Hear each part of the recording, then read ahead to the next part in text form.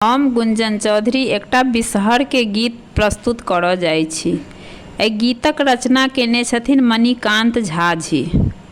तो अहाँ सब सुनल जाओ। चाननक गाछ बिषहरि रही लपटल, राम सुगंधि शीतल मन रहत जुड़ल। राम सुगंधि शीतल मन रहत जुड़ल। मैना कपात बिषहरि आसन रे ओछब, राम ताहि पर पाँचो बहिनी खुशी सा लोटब। राम ताहि पर पाँचो बहिनी खुशी सा लोटब।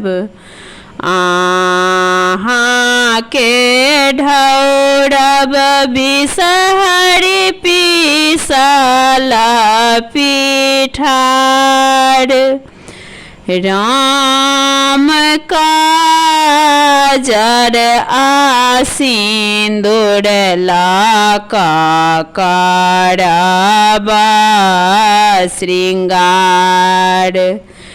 राम काजर सिंदूर लाका करब श्रृंगार।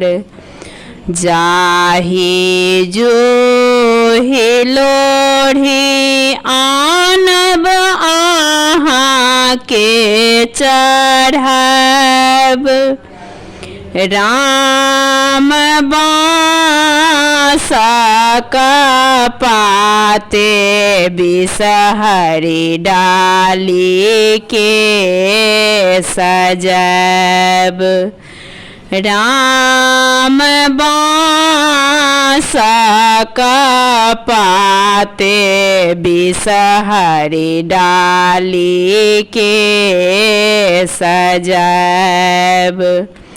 मणिकांतक गीतक बिषहरि होए त गान, राम धिया पुता आहि का हम सब राखब ध्यान। मणिकांतक